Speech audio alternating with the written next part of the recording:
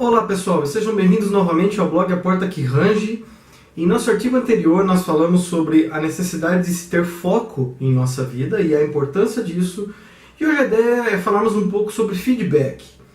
Recentemente tem circulado nas redes sociais um feedback a respeito de uma pessoa que se intitula estrangeira, que visitou o Brasil e que acabou se decepcionando muito aí com o que ele viu. Ele tinha uma alta expectativa e quando ele acabou retornando, ele acabou compartilhando essa decepção aí com o Brasil, com tudo que ele passou, né? Feedbacks assim nunca são fáceis, né? É muito difícil para a gente aceitar um feedback desse, um feedback dolorido, né? Principalmente muito dissonante da realidade que nós vivemos, né? Algumas coisas são fidedignas, outras coisas são mais questionáveis, né? O ponto é, nós nunca sabemos qual é a intenção real de uma pessoa dessa ao compartilhar um feedback desse, né? Nós não sabemos se realmente é uma intenção boa de compartilhar um feedback de uma forma tão intensa, com palavras duras e tudo mais, falando mal do Brasil, né? Ou se realmente é uma pessoa que acabou comendo um acarajé, passou mal e aí resolveu descontar toda a raiva dela num vídeo falando mal do Brasil, né? O ponto é, o feedback não necessariamente precisa ser doce.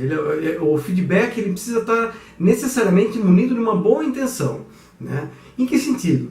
É preciso que você crie a confiança com as duas partes, né? Mostrando que você aí está realmente muito bem intencionado, carregado aí de boas intenções, né? Para que a pessoa, a outra parte ali, veja sentido na sua indagação, nos pontos que você quer apresentar, e assim se tenha credibilidade e os pontos ali que você quer apresentar sejam validados, né? Dessa forma, existem algumas observações muito importantes ali a respeito do feedback. O primeiro deles diz respeito a você não ser passional, ou seja, quem dá o feedback deve demonstrar um interesse genuíno no desenvolvimento da outra pessoa, né? E que esse interesse não seja relacionado com nenhum tipo de interesse ou vantagem pessoal para si, né? É uma tarefa altruísta e que deve demonstrar aí com todas as letras que o interesse pessoal não deve se sobressair ao interesse coletivo, né? Então, é muito importante que o feedback não seja passional. O segundo ponto diz respeito ao poder da dualidade. Em que sentido? Quando você vai conversar com uma pessoa, é muito importante que essa seja uma conversa de duas mãos, ou seja, a pessoa que está dando o feedback para você tem que estar disposta também a estar ouvindo o seu feedback de volta, né? Tem que criar esse espaço, né, para que a conversa ali seja uma via de duas mãos e que haja, inclusive, a possibilidade de que você chegue num consenso, né, conciliatório e construtivo, ou seja, as duas partes ali, você e a outra pessoa, possam enxergar ali oportunidades de crescimento e desenvolvimento. Ou seja, os dois têm que estar prontos para falar e também para ouvir. O terceiro ponto diz respeito ao foco ao desenvolvimento, ou seja, é importante que quando você dê o feedback, os elogios, né, e tudo que seja positivo seja compartilhado ali em público, né, e todos os aspectos de desenvolvimento, né, eles têm que ser feitos num espaço mais privativo, para que você nunca crie um clima de desagradável, de desconfiança, e que principalmente o feedback não possa representar de nenhuma forma a repreensão, e sim o desenvolvimento, né? As pessoas têm que se sentir aptas, têm que se sentir à vontade, têm que se sentir livres, né? Dessa forma, o feedback passa sempre a focar dentro da órbita de melhoria, né? De aprendizagem, né? E assim você possa fazer sempre o reforço positivo em cima das ações ali que foram corretas, e as ações ali que precisam ser corrigidas, você pode trabalhar em um segundo plano, né? O quarto aspecto diz respeito a dar exemplos, ou seja, você tem que dar exemplos e ser objetivo. Você jamais pode generalizar um feedback. Você não pode colocar elementos demais. Quando você coloca elementos demais dentro do feedback, isso pode aparentar uma falta de foco, né? E pode enfraquecer todos os seus argumentos ali. Por mais que você tenha muitos argumentos,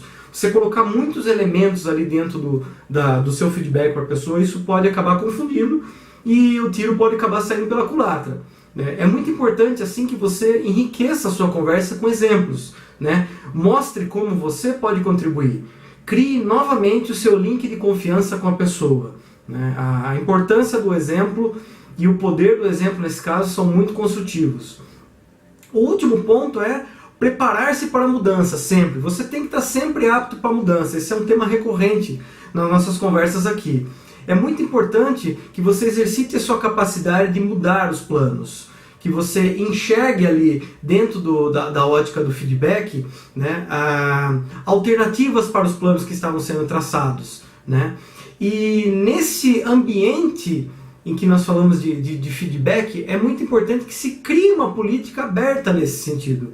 Que o ato de você dar um feedback ou receber um feedback não seja visto com maus olhos, né? Ele seja visto como algo comum, rotineiro, que seja uma constante, né? Ao passo em que você transforma o feedback numa tarefa espontânea, numa tarefa corriqueira, né? Você se sente mais confortável para, inclusive, cobrar esse feedback, né? Para que você possa medir os resultados que você alcançou. O que eu posso mudar? De que maneira eu posso mudar? Né? Essa aproximação dos dois lados aí seja uma coisa espontânea, natural, né? Isso é uma coisa muito positiva para os dois lados, né? A verdade é que o feedback ele é muito mais complexo que uma avaliação, e ele não está ligado necessariamente à performance. Ele é mais ligado ao desenvolvimento das aptidões, ao desenvolvimento da sensibilidade, das características de quem busca o melhor para a sua vida e para o ambiente que o cerca. Por isso que esse é o feedback bom, esse é o feedback amparado aí de argumentos e de razões. Ele serve para todos nós, né? Ele serve inclusive até para aquele gringo que estava na sala do aeroporto, talvez com uma ressaca, talvez marcado ali pelo sol, né? Mas que ali nos finalmente da sua viagem, antes de ir embora, ele começa a entender que nós ali no meio de tantas dificuldades, né, precisamos aí de uma grandeza de espírito muito grande, uma resiliência maior ainda, para a gente poder ainda sorrir depois de tudo isso, né? A nossa capacidade de superação, toda a nossa energia e toda a riqueza do nosso povo, das nossas terras, as lutas que nós vivemos aqui todo dia, né? Somente nós, aqui no nosso dia a dia, temos a razão e a propriedade em defender com toda certeza, né? E a nossa bandeira também que o diga, não mais ninguém. Obrigado, pessoal. Por hoje é só. Até a próxima. Tchau.